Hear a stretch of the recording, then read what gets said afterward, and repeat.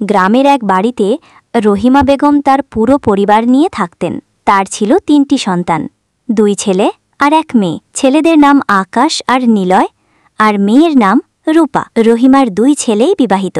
বড় ছেলের বউ মিতু ছিল গ্রামের মেয়ে, খুব শান্ত ও নরম স্বভাবের। আর তিয়াশা ছিল শহরের মেয়ে, একটু দুষ্টু আর প্রতিবাদী স্বভাবের। তবুও দুজন বউই তাদের ননদ রূপাকে খুব ভালোবাসত।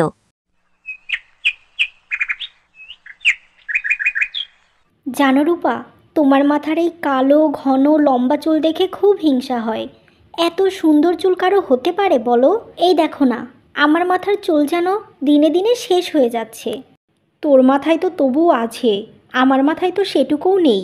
যদি রূপার মতো আমাদেরও এরকম চুল থাকতো তাহলে কতই না ভালো হতো, তাই না? শোনো ভাবিরা, তোমরা এই চুলের জন্য আফসোস করো না। বিধাতা তোমাদের এই চুল না দেওয়ার কারণ আছে। যদি আমার মতো লম্বা চুল তোমাদেরও থাকতো তাহলে তো তোমাদের চুল নিয়েই তোমরা ব্যস্ত হয়ে যেতে, আমার চুলের যত্ন নেওয়ার সময়ই পেতে না। এই জন্যই তোমাদের চুল কম। ওরে দুষ্টু, নিজের বুঝটা ভালোই বোঝো না। শোনো, আমাদের হাজার চুল থাকলেও তোমার যত্ন নিতে কখনোই ভুলবো না। তোমার মতো এত মিষ্টি ননদকে কি ভুলে থাকা যায় বলো? এভাবেই রূপা তার 2 ভাবির সাথে নানা রকম কথা বলতে থাকে। কি হয়েছে আপা, আপনি হঠাৎ আমাদের বাড়িতে আসলেন যে? কিছু কি বলবেন? না গো আপা, তেমন কিছু বলবো না, এমনিতেই ঘুরতে আসলাম।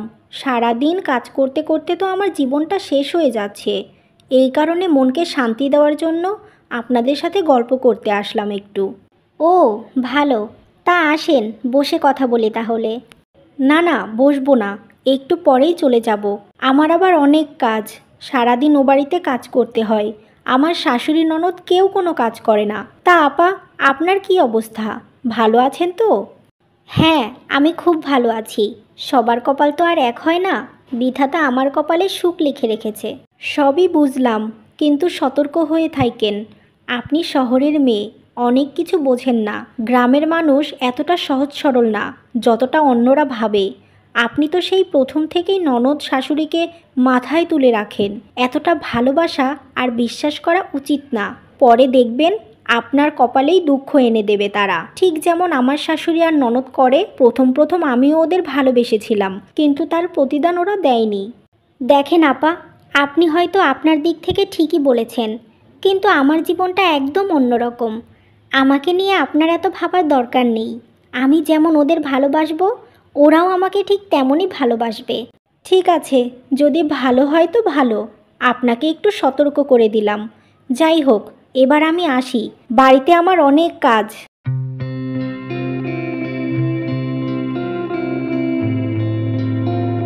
হায় রে মানুষ, যদি একটু সুযোগ দেই, না জানি কত কি বলবে। আমার বিশ্বাস আমাদের 2 বউয়ের সাথে এবাড়ির কেউ কোনোদিন খারাপ আচরণ করবে না।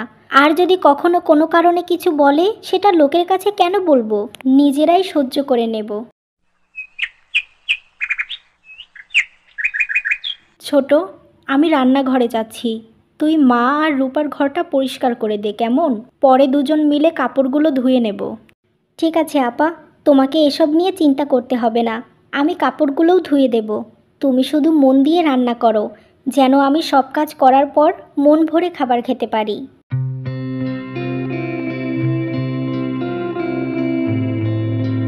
শোনো ভাবিরা, তোমাদের এত কাজ করতে হবে না। তোমরা কি আমাকে শোপিস মনে করেছো যে যেখানে সাজিয়ে রাখবে সেখানেই থাকবো? আমি সব কাজ করে নিয়েছি, শুধু রান্নাটা করতে পারি নাই, কারণ তোমরা তো এটা করতেই দেবে না। লুকিয়ে লুকিয়ে যে কাজগুলো করতে পেরেছি করেছি, এবার আমাকে হাজার কিছু বললেও যায় আসবে না। রূপা, তুমি আবার এইসব কাজ করেছো? শোনো, তুমি আমাদের একমাত্র ননদ। আমরা 2 বউ থাকতে তোমার কেন কাজ করতে হবে বলো? শ্বশুরবাড়িতে গেলে তো তোমাকে কাজ করে খেতেই হবে। এখন অন্তত একটু শান্তি করে নাও। ভাবি, তুমি হয়তো কথাটা ঠিকই বলেছ, কিন্তু আমার কখনো বিয়ে হবে কি না সন্দেহ। আবার কাজকর্মও যদি না জানি তাহলে তো আরও বিয়ে হবে না। তাই তোমাদের ননদকে অন্তত কিছু কাজ শেখাও। রূপা, তুমি এসব কি কথা বলছো? তুমি কি, তোমার মধ্যে কি আছে সেটা তুমি নিজেই জানো না। যেদিন সত্যিই তোমার ভালোবাসার মানুষ আসবে, তার কাছে তুমি অতুলনীয় হয়ে উঠবে, তখন বুঝতে পারবে তুমি কি। আর তাছাড়া তোমাকে যারা রূপ দেখে অপমান করবে, তাদের সাথে আমরা আমাদের মিষ্টি ননদকে কখনোই বিয়ে দেব না। তুমি এসব নিয়ে ভেবো না, নিশ্চয়ই একদিন না একদিন তোমাকে বোঝার মতো মানুষ আসবে। হ্যাঁ ছোট, তুই একদম ঠিক কথা বলেছিস। আর শোনো রূপা, তোমাকে যারা ভালোবাসে তাদের কাছে তুমি মোটেও কালো নও। খুব সুন্দর মিষ্টি একটা মেয়ে তুমি, বুঝেছো? আর এসব কথা বাদ দাও। তোমাকে যখন কাজ করতে না করেছি তখন তুমি কোনো কাজ করবে না। আমাদের ননদ এ বাড়িতে সুখে শান্তিতে থাকবে। সব কথা তোমাদের শুনবো ভাবি, কিন্তু প্লিজ তোমরা আমাকে একেবারে বসিয়ে রেখো না। অন্তত আমার নিজের কাজগুলো করতে দিও। আচ্ছা বাবা, তুমি তোমার নিজের কাজগুলো করো, আমরা না করব না। এবার খুশি তো তুমি? এভাবেই তারা কথা বলতে থাকে। বেশ কিছুদিন পর একদিন রূপাকে ছেলেপক্ষ দেখতে আসে।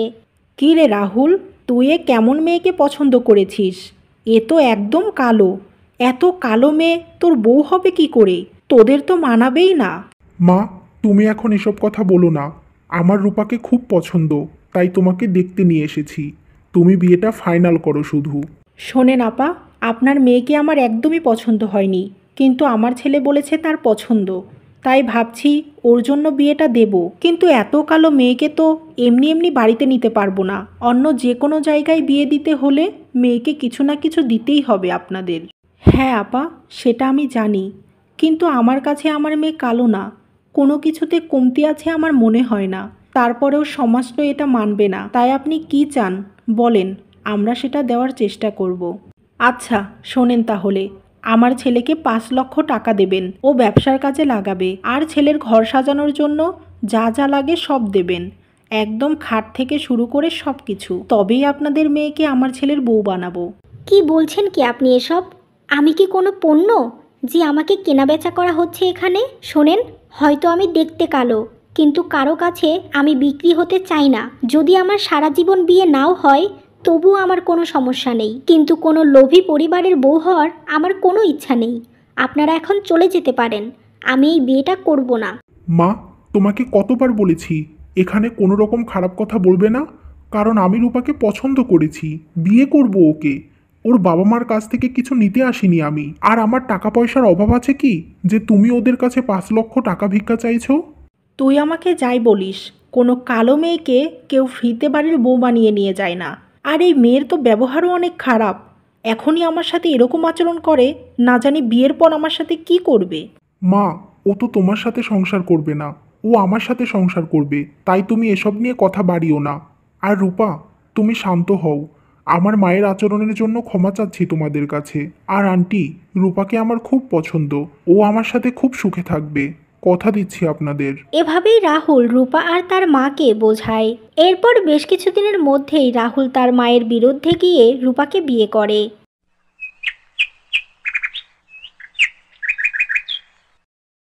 রূপা, তুমি তো বুঝতেই পারছো এ বাড়িতে কেউ তোমাকে পছন্দ করে না, ভালোবাসা তো দূরের কথা।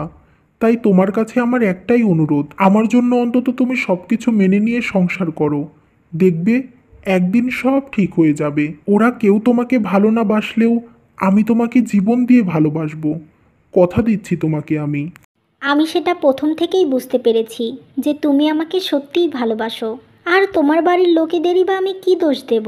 আমি এতটাই কালো আর কুৎসিত দেখতে যে কেউ আমাকে পছন্দ করার কথাই না। হয়তো ভাগ্যক্রমে তোমাকে আমি পেয়ে গেছি, কিন্তু তুমি চিন্তা করো না, ওদের মনে আমার জন্য ভালোবাসা তৈরি করার চেষ্টা করব। সত্যি রূপা, তুমি অনন্যা। তোমার কথা যতই শুনি ততই ভালো লাগে। তোমার প্রতি 100 গুণ ভালোবাসা বেড়ে যায়। যাই হোক, আমি এখন অফিসে যাই। তুমি ভালো থেকো, আমি তাড়াতাড়ি বাড়ি ফিরে আসবো। এই বলে রাহুল চলে যায়। বেশ কিছুক্ষণ পর রূপার ঘরে তার ননদ পিঙ্কি আসে। কি হয়েছে পিঙ্কি, কিছু কি বলবে? হ্যাঁ, বলতেই তো এসেছি, চলো আমার ঘরে যেতে হবে। কেন পিঙ্কি, কি হয়েছে? কোনো কি সমস্যা? আমাকে এখনই বলো। তুমি অতিরিক্ত কথা বলো জানো তো, তোমার মতো মেয়েকে আমার একদম পছন্দ না। যাই হোক, কথা বাড়িয়ে আর লাভ নেই। যাও আমার ঘরটা পরিষ্কার করে দিয়ে এসো, সকালে চা খেতে গিয়ে পড়ে গেছে। ঠিক আছে, তুমি যাও, আমি এখনই তোমার ঘরটা পরিষ্কার করে দিয়ে আসছি। আর শোনো, আমার ঘরটা পরিষ্কার হয়ে গেলে মায়ের ঘরে যাবে। মায়ের নাকি অনেক পা ব্যথা করছে, পা টিপে দিয়ে আসো।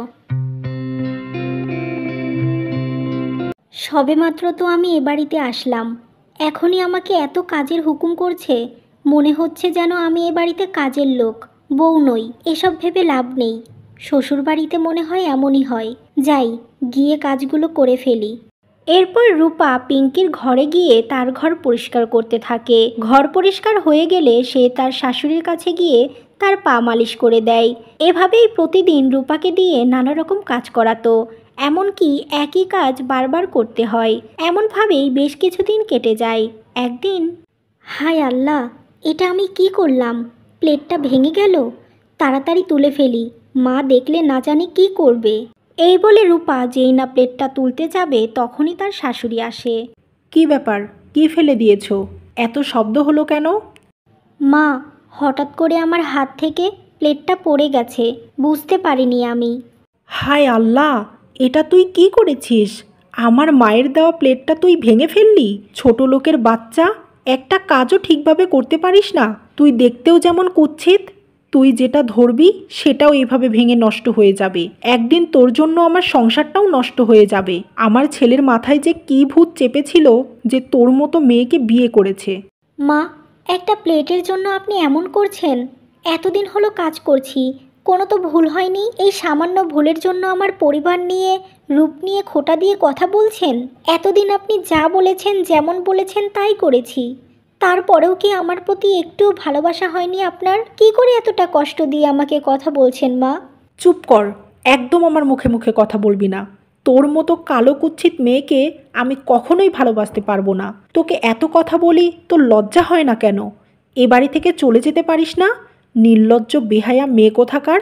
এবার বাপের বাড়ি গেলে এই রকম একটা প্লেট নিয়ে আসবি। ছোট লোক পরিবার তো একটা কালো মেয়েকেই শুধু পাঠিয়েছে, কিছুই তো দেয়নি। যত সব ঝামেলা।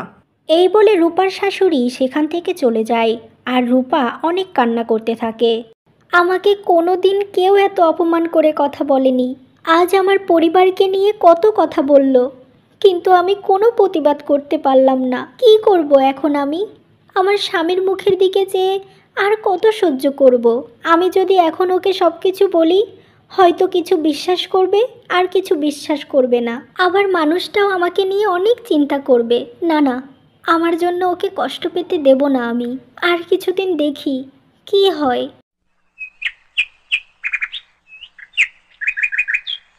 রূপা, আমি আজকে ঢাকাতে যাচ্ছি।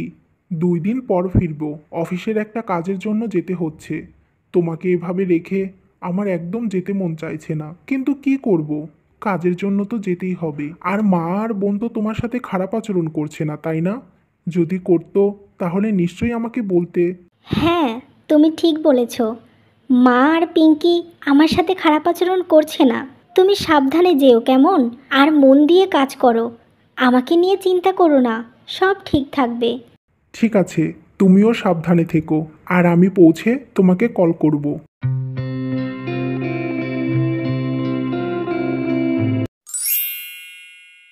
পিঙ্কি, তুমি কি আমাকে ডেকেছো? কিছু কি বলবে তুমি? হ্যাঁ বলবো। আমার পাশে বসো।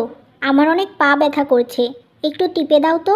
যেমনভাবে মাকে টিপে দাও, ঠিক সেভাবে দিও, যেন খুব তাড়াতাড়ি সেরে যায়। কি বলছো কি তুমি পিঙ্কি? আমি তোমার বড় ভাবি, আমি কেন তোমার পা টিপে দেব? মা আর তুমি এক নও, সেটা ভুলে যেও না। বড়দের সম্মান করতে শেখো। বাহ, তুমি তো ভালোই জ্ঞান দিতে পারো। তা তোমাকে আমি কেন সম্মান দিতে যাব, যাকে কিনা আমি ভাবি বলে মানিই না? তোমার মতো কালো কুচ্ছিত মেয়ে তো আমার পায়ের জুতো হওয়ারও যোগ্যতা রাখে না। এই কথা শুনে রূপা অনেক রেগে যায় আর পিঙ্কিকে কষিয়ে একটা চড় মারে। শোনো, অনেক অত্যাচার সহ্য করেছি, আর না। তুমি আমার ছোট, আমি যেমনই দেখতে হই না কেন, তোমাকে আমায় সম্মান দিতেই হবে। যদি আর কখনো এমন নোংরা কথা বলো, তাহলে আবার তোমাকে চড় মারবো। কথাটা মনে রেখো। তোমার এত সাহস, তুমি আমাকে চড় মারো? এটার প্রতিশোধ না নিলে আমার নাম পিঙ্কি না। দেখো আমি তোমার কি হাল করি। মা, ও মা, তাড়াতাড়ি আমার ঘরে এসো তো। কি হয়েছে পিঙ্কি, এভাবে ডাকছিস কেন মা? মা, তোমার এই কুৎসিত কালো বৌমা আমাকে চড় মেরেছে। ওর এত সাহস হলো কি করে আমার গায়ে হাত তোলার? মা, আগে আমার কথা শুনুন। পিঙ্কি আমাকে খুব খারাপভাবে অপমান করেছে, তাই আমি ওকে মারতে বাধ্য হয়েছি। পিঙ্কি, ঘরটা বন্ধ করে দিয়ে আয়। আর আমি যে তোকে জিনিসটা দিয়েছিলাম সেটা নিয়ে আয়। এখন বুঝতে পারবে পিঙ্কির গায়ে হাত দিলে কি শাস্তি পেতে হয়। মা, আমাকে মারবেন না মা। আপনি এসব কি করছেন? আমার খুব ব্যথা লাগছে মা, আমাকে মারবেন না। আমার খুব ব্যথা লাগছে মা, আমাকে ছেড়ে দিন। এ বাড়ি থেকে এখনই বের হয়ে যা, না হলে তোর কি অবস্থা হবে সেটা তুই নিজে কল্পনাও করতে পারবি না। বাঁচতে চাইলে পালা। এই কথা শুনে রূপা আহত অবস্থায় তার বাপের বাড়ি চলে যায় আর তার ভাবি আর মাকে সমস্ত কথা খুলে বলে। ওই মহিলার এত বড় সাহস, আমার ননদের গায়ে হাত দেয়। আমি ওকে পুলিশে দেব। জেলে গিয়ে বুঝবে নারী নির্যাতন করলে কী শাস্তি ভোগ করতে হয়। আমার মামা পুলিশ, তাকে আমি এখনই কল করছি। এসব তুই পরে করিস ছোট, আগে রূপাকে দেখ। ওকে আগে সুস্থ করতে হবে। ও আগে সুস্থ হোক, তারপর যা করার করবি। এরপর তারা সবাই মিলে রূপাকে যত্ন করতে থাকে। পরের দিন সকালবেলা তিয়াশা রূপাকে নিয়ে তার শ্বশুরবাড়ি যায়।